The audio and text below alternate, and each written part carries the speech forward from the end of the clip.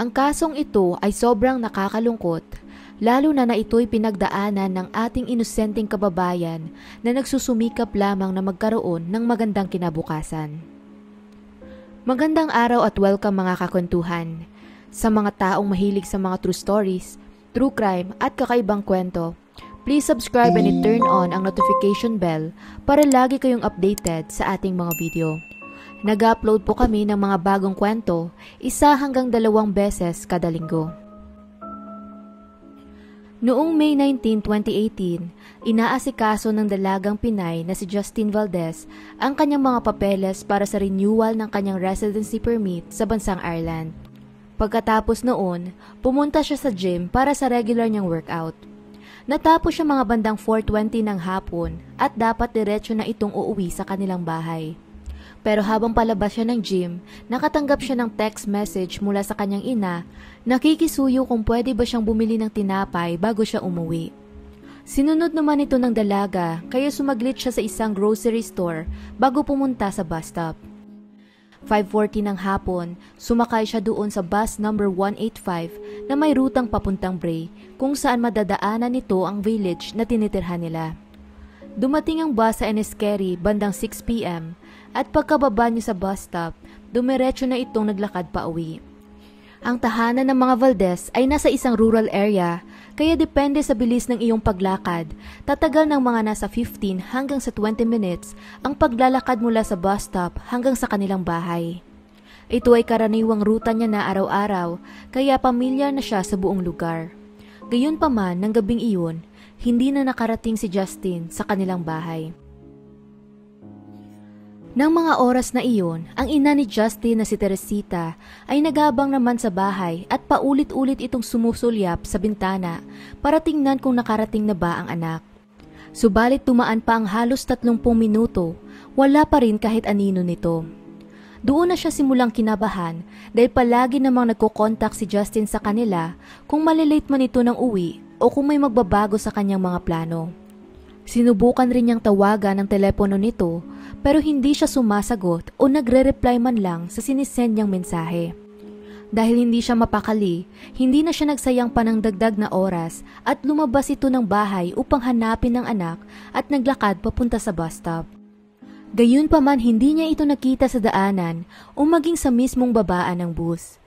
Nagtanong-tanong rin siya sa mga tao kung may nakakita ba sa kanyang anak at kinumpirma naman nila na nakababa nga doon si Justin sa bus stop pero hindi na nila alam kung saan ito pumunta pagkatapos dahil nawala na daw ito sa kanilang paningin.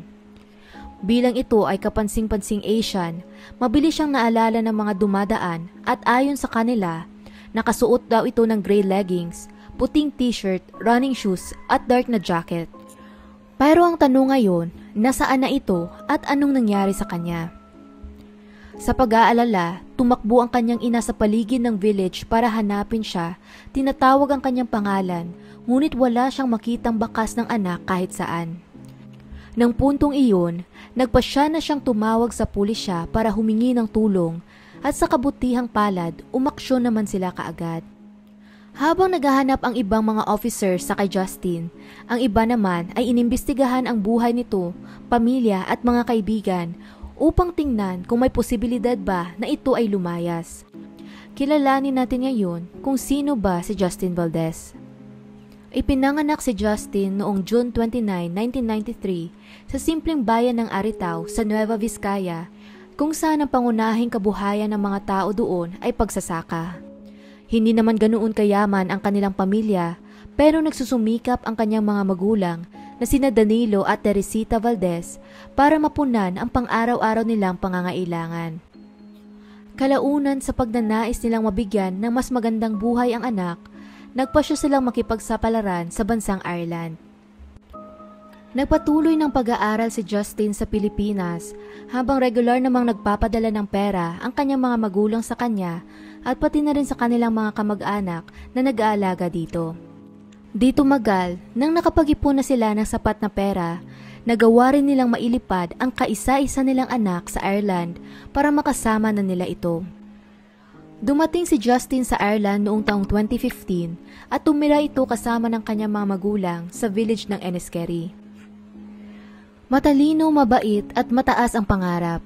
Ito ang paglalarawan ng pamilya sa minamahal nilang anak na handa nilang gawin ang kahit ano para mapasaya lamang ito. Pagkadating doon, nagdesisyon si Justin na ipagpatuloy ang pag-aaral kaya pumasok ito sa isang university para kumuha ng kursong accounting. Habang nag-aaral, pinagsasabay din niya ang 2 part-time job para makatulong sa mga magulang. Nagtatrabaho ito bilang isang care assistant at waitress sa isang restaurant sa Bray at kapag may ekstrang oras pa siya, nagbe-babysit din ito sa mga bata sa kanilang lugar kung saan kumikita din siya doon ng dagdag pang pera. Nakatira ang pamilya Valdez sa servants' quarter ng isang malaking mansyon na pinagmamay-ari ng isang mayaman at maimpluwensyang pamilya sa bayan. Nagtatrabaho ang kanyang ama doon bilang isang hardinero, habang ang kanyang ina naman ay nagtatrabaho bilang isa sa mga kasambahay na naglilinis ng mansyon. Si Justin ay isang responsable at masipag na anak na nagsusumikap sa kanyang pag-aaral para mas mabigyan ng magandang kinabukasan ang kanilang pamilya. Kaya para sa kanila, imposible talaga na bigla-bigla na lang itong lalayas. Dagdag pa doon, dahil sa kanyang abalang schedule, kaunti lang din ang kanyang mga kaibigan. Sinubukan din ng pulisya na tawagan ang lahat ng kakilala niya pero lahat sila ay walang ideya kung nasaan ito. Dahil hindi na teenager si Justin, iniisip din ng mga pulisya ang posibilidad na baka gusto lang nito ng konting kalayaan kagaya ng ibang mga teenager na temporaryong lumalayas sa ganoong dahilan. Gayunpaman, iginiit ng kanyang mga magulang na tahimik lamang ang kanilang anak na hindi mahilig gumala at kailanman hindi pa niya iyon ginawa. Dahil doon, ang anggulong paglayas ay tinanggal na nila sa listahan. Ugali na ni Justin ang makipag-contact sa kanyang mga magulang halos kada oras, nag-a-update sa kanila ng kanyang mga ginagawa at ang araw na iyon ay hindi na rin naiiba. Nagpalitan sila ng 63 na messages sa buong araw. At ang pinakahuling sinend niya sa ina ay noong 6:24 ng gabi nang nakababa na siya ng bus. At habang patuloy na kumukolekta ng mga impormasyon ang pulisya, nakatanggap naman sila ng isang mahalagang tip mula sa kapwa nila pulis. Napag-alaman nila na ilang minuto lang pagkatapos bumaba ng dalaga sa bus, nakatanggap ng nakakagimbal na tawag ang pulisya mula sa isang babaeng motorista. Ayon sa kanya, may nakita raw siyang lalaki na nagmamaneho ng itim na Nissan Qashqai na pinipilit na itulak ang isang babae papasok sa trunk ng kanyang kotse. At sa paglalarawan ng tumawag, isa itong Asian na babae na may itim na buhok at nakasuot ng sporty na damit. Ang deskripsyon nito ay sobrang magkatulad sa deskripsyon ng nawawalang Pinay. Dagdag pa niya, nagmamaneho siya sa daan kasama ng 12 years old niyang anak nang nakita niya ang kahina-hinalang sasakyan na nakapark sa gilid at naka-off rin ng ilaw. Binagala niya ang pagdadrive habang dinadaanan ng itim na Nissan, tinitingnan ito ng mabuti at doon na niya nakita ang dalagang nakahiga sa trunk ng kotse na sumisigaw. Habang ang lalaking kidnapper naman ay sinusubukan itong isara. Nakaramdam siya ng takot kaya nagpasya siyang hindi kumprontahin ang lalaki. Sa halip, lumayo siya ng kaunti bago tumawag agad sa pulisya para i-report ang insidente. Di tumagal, isang motorista pa ang nakakita rin sa nakakakilabot na pangyayari nang nadaanan niya ang parehong kotse. Subalit ng pagkakataong iyon, isang Asian na babae naman daw ang nakita niya nakaupo sa backseat habang paulit-ulit na hinahampas ang bintana at ito'y parang takot na takot. Hindi niya napagtanto kaagad kung ano ang nangyayari noong simula pero hindi ito nawala sa kanyang isipan. Pagkadating niya sa kanilang bahay, kwento niya ang nasaksihan sa asawa at doon niya palang naisip na parang may mali at mukhang kinidnap ang babae.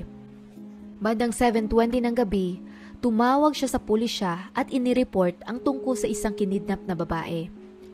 Mga parehong oras din, may isang driver pa na kumontak din sa pulisya upang mag-report naman na may nakita siyang Nissan na sasakyan na nagmamaneho ng sobrang mabilis, mga 6 na kilometro ang layo mula sa Enniskerry. Pagkalipas ng ilang minuto pagkatapos ng unang tawag, pinuntahan naman kaagad ng mga patrol officers ang lokasyon na ibinigay ng babaeng caller At doon, natagpuan nila ang sirang cellphone ng nawawalang Pinay, pati na rin ang isang plastic na may lamang tinapay sa gilid ng daan. Ikinabahala nila ang nadiskubre at naging sigurado sila na delikado ang lagay ng dalaga. Dahil dito, mabilis nilang ipinasa ang report pabalik sa police station para alertuhin ang ibang officers sa posibleng nagaganap na krimen. Pagkakuha ng mga detectives sa impormasyong ito, nabuo nila ang konklusyon na malamang inatake ng lalaki ang dalaga pagkababa nito sa bus stop at unang sinubukan niyang itago ito sa trunk ng kotse. Pero nang nanlaban ng dalaga, napilitan siyang ilipat ito sa backseat ng sasakyan bago dinala sa hindi nalalamang lugar. Agad naman nilang nilagay sa wanted list ang itim na Nissan ng kidnapper at maraming patrol cars ang nagpaikot-ikot sa buong area para hanapin ito. Ilang helicopters din ang nasa ere para naman maskan ang buong lugar ng mabuti. Dahil madilim na ng mga oras na iyon, lalo pa silang nahirapan sa paghahanap sa nawawalang si Justin at nang bigo pa rin silang mahanap ito pagkatapos ng ilang oras, nagpasya na silang ipagpatuloy ang operasyon sa umaga. Pagsikat ng araw noong March 20, 2018, maagang pinagpatuloy ng mga otoridad ang search and rescue operation kay Justin. Habang hinahalughog nila ang bawat lugar na posibleng pinuntahan ng kidnapper, in-interview naman nila ulit ang babaeng nakasaksi sa pagdukot sa dalaga kung saan nagawa nitong ilarawan ng mabuti ang hitsura ng lalaki. Lumikom din sila ng mga impormasyon sa lahat ng black na Nissan Qashqai na nakarehistro sa area at napag-alaman nilang iilan lamang ito. Pagkatapos ma-check ang bawat isa sa kanila, may isang driver doon na pinaka nagtutugma sa sketch ng suspect. Ito ay ang 40 years old na si Mark Hennessy. Pinuntahan agad ng mga officer ang bahay nito para kausapin sana siya, ngunit wala siya doon at tanging ang asawa niya lang na si Nicola ang humarap sa mga pulis. Ayon naman sa kanya, umalis daw si Mark kahapon para pumunta sa kanyang trabaho mga 7:30 ng umaga at iyon ay karaniwan na niyang schedule. Alas 3 ng hapon, umuwi siya sa bahay at kumain ng tanghalian bago muling umalis mga bandang 5:30 p.m. para daw pumunta sa isang bar. Plano di umano nitong uminom at mag-relax pagkatapos mapagod ng buong araw sa trabaho. Gayunpaman, hindi ito nakauwi ng gabing iyon at hindi rin niya alam kung nasaan ito. Ang nakuha nilang impormasyon ay dumagdag pa sa hinala nila kay Mark, kaya nagpasya silang magsiyasat pa tungkol dito. Sa mga taong nakakakilala kay Mark Hennessy, ito ay mukhang napakabuting tao na may magandang reputasyon. Isa siyang pamilyadong lalaki na may 2 anak na babae at ang kanilang bunso ay kakasilang lamang noon, mga 8 buwan ang nakakaraan noong September 2017. Mula ito sa isang respetadong pamilya at nakatira sa isang magarang village.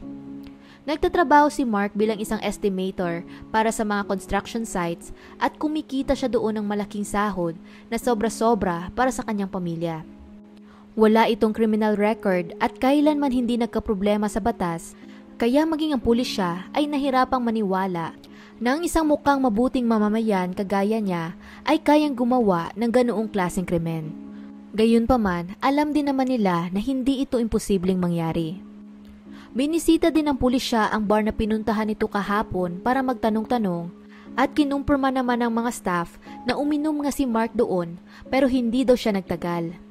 Uminom lang siya ng isang beer, nanood ng soccer bago umalis din kaagad dahil hindi daw niya nagustuhan ang takbo ng laro. Maliban pa doon, wala namang daw kakaiba sa kanyang pagkilos. Bago maghating gabi, muli siyang bumalik sa bar, ngunit ng pagkakataong iyon, mukha itong balisa at parang hindi mapakali. Tiningnan din ng mga officers ang CCTV sa bar at tumugma nga ito sa kinuwento ng mga staff.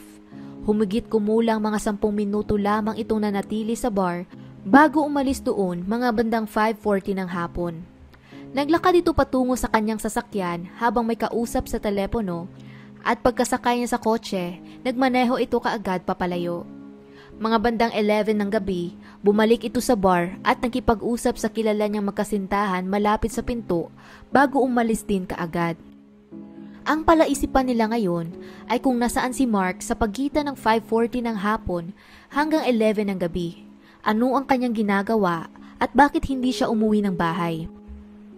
Nakapag-request na ang pulisya noon ng CCTV footage mula sa bus na sinakyan ni Justin at sinuri nila ito ng mabuti. Ang lumalabas, mga 30 minutes pagkatapos lumabas ni Mark sa bar, sinundan niya pala ang bus. At hindi lamang iyon, nakita rin nila na buong umaga niya itong sinusundan.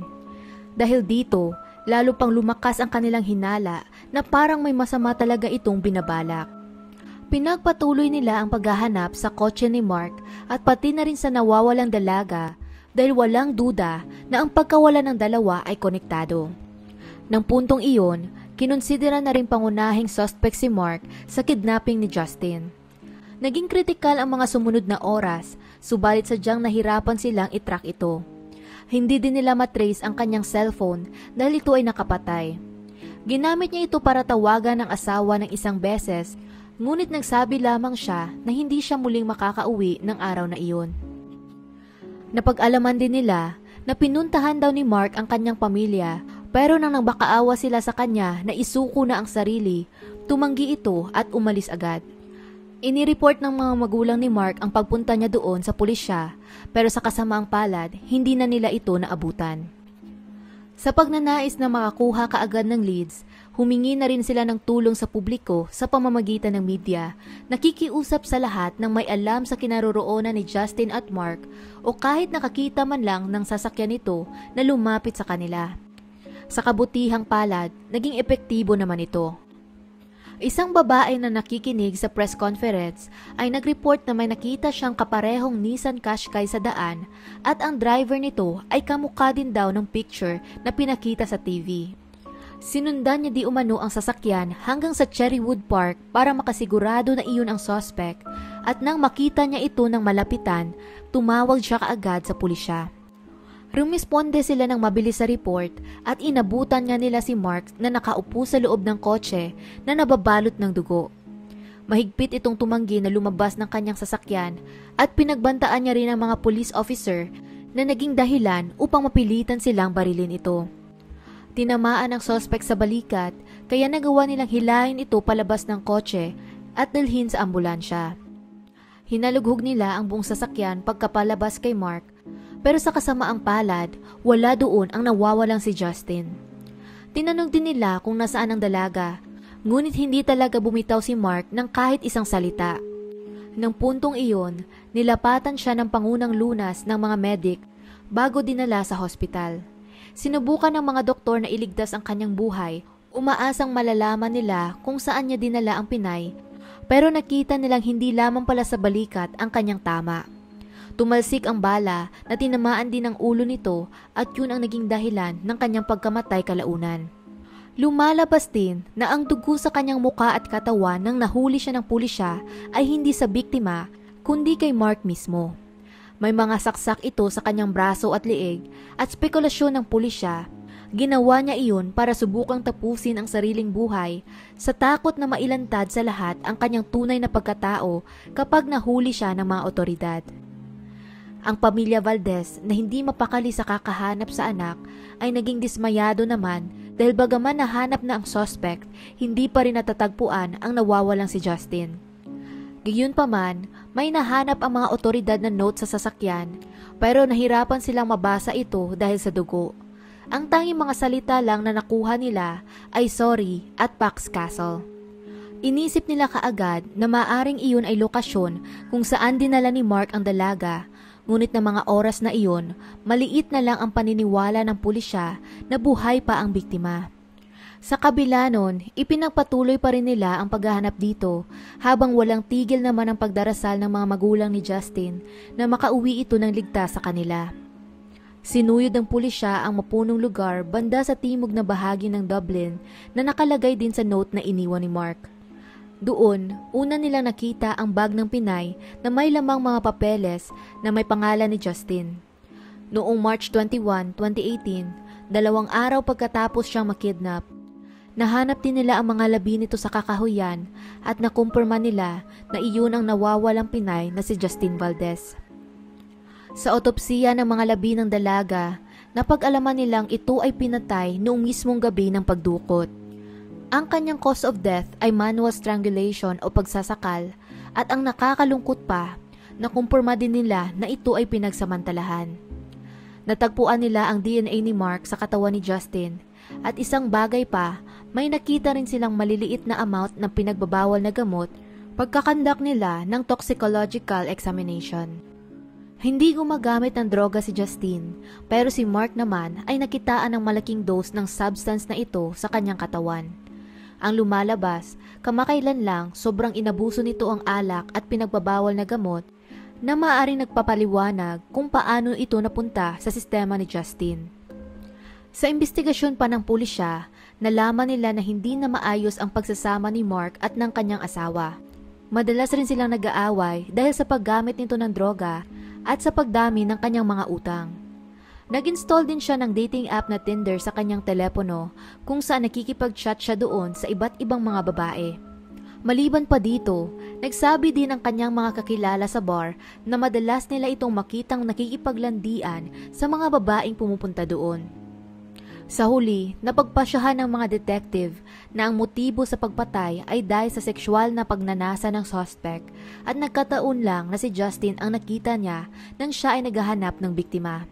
Sinundan niya ang bus buong araw at nang may nakita siyang oportunidad, kinidnap niya ang dalaga ng walang pagdadalawang isip sa kabila ng katotohanan na maraming nakasaksi sa pangyayari.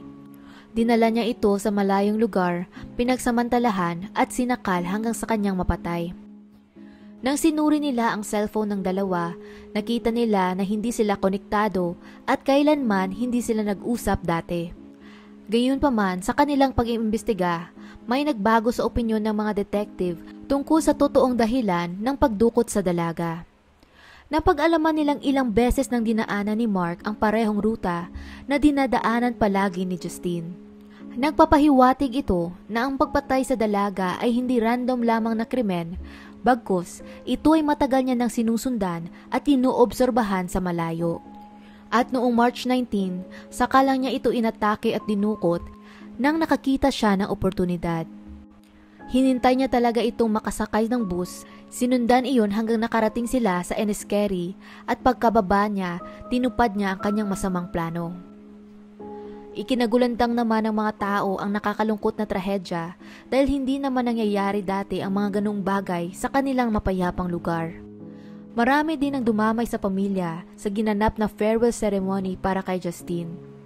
Nagpasya din ng pamilya na iuwi na lamang ang mga labi nito sa Pilipinas at doon ito ilibing sa kanilang bayan sa Aritao. Dumalo sa kanyang libing ang mga nagdadalamhating mga kamag-anak, pamilya at mga kaibigan na naging bahagi na ng buhay ng dalaga.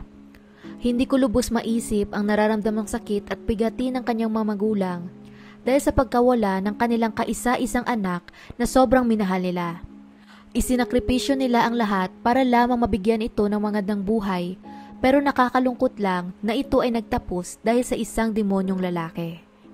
Si Justin ay isang mabait at mapagmahal na anak na hinihiling ng bawat magulang na magkaroon. At hindi malabo na ito ay may naghihintay na magandang kinabukasan dahil sa kanyang pagsusumikap. Nanatili ang mga magulang ni Justin sa Pilipinas nang lagpas sa 2 taon pagkatapos ng nangyari, subalit bumalik din sila sa Ireland noong taong 2021. Mula noon, lumipat na sila ng tirahan at nagpalit ng trabaho para lamang malayo sa lugar na nagdulot sa kanila ng matinding sakit at malungkot na mga alaala. Ibinahagi din nila ang kanilang paghihinagpis sa isang salaysay, nagsasabing sobrang namimiss nila si Justin at napakahirap para sa kanila na tanggapin ito. Hindi man nila kailanman malalaman kung bakit iyon nangyari o maintindihan kung bakit nag-i-exist ang ganoong kasamang tao sa mundo. Ang kanilang pagluluksa ay kailanman hindi matatapos at ang pagkawala ng kanilang mahal na si Justin ay hindi malilimutan. Maaring hindi na din daw sila magkakaroon ng katahimikan. At hanggang dito na lang ang kwento natin para sa ngayon. Anong masasabi ninyo sa kasong ito? Kung nagustuhan nyo ang video na ito, maaari mong i-check ang ating channel para sa iba pang mga kwento. Muli, salamat sa inyong pakikinig at hanggang sa susunod mga kakwentuhan.